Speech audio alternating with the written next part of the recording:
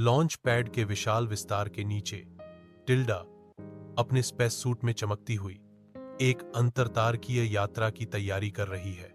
आग और गरज की एक सिम्फनी रॉकेट के लिफ्ट ऑफ की घोषणा करती है, जिसका प्रक्षेप वक्र सितारों की ओर लक्षित है। दृढ़ उत्साह के साथ टिल्डा अपना सूटकेस पैक करती है। प्रत्येक वस्तु को अंदर रखते हुए उसकी प्रत्याशा बढ़ती जाती है। टिल्डा उत्साह से घोषणा करती है, छुट्टियां, मैं आ रही हूं। मैं लगभग प्रकाश की गति से मंगल ग्रह को पार कर रही हूं। इसमें ज्यादा समय नहीं लगना चाहिए। रॉकेट तेजी से बढ़ता है। अंधेरे होते आकाश के खिलाफ रोशनी की एक लकीर उम्मीदों और सपनों को ब्रह्मांड की ओर ले जाती है। टिल्डा अपनी कॉस्मिक साहसिक यात्रा पर निकलने के लिए तैयार।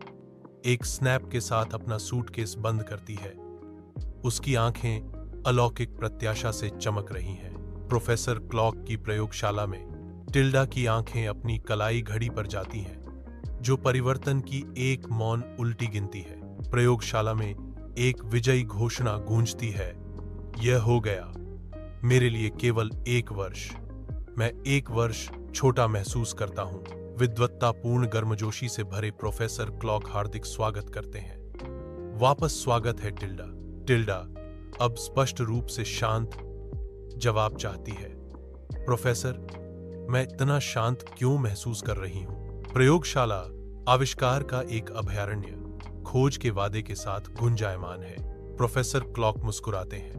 उनकी बुद्धिमत्ता प्रयोगशाला के गुप्त उपकरणों की नरम चमक में प्रतिबिंबित होती है। घूमते हुए गियर और चमकते हुए कॉइल की अराजक सिम्फनी के बीच प्रोफेसर क्लॉक सावधानीपूर्वक एक जटिल उपकरण पर डायल समायोजित करते हैं।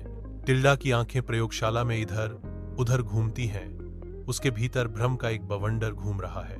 प्रोफेसर क्लॉक, जिनकी आंखों में वैज्ञानिक विजय की चमक थी, घोषणा करते हैं, आइए देखें आपका पृथ्वी कैलेंडर। ओ, आपके जाने के बाद 10 साल बीत गए। सापेक्षता के कारण आपकी घड़ी पृथ्वी की तुलना में धीमी गति से चली।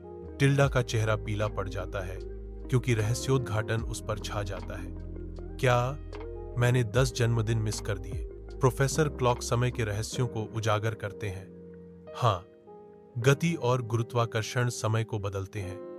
किसी फ्लक्स कैपेसिटर की आवश्यकता नहीं है।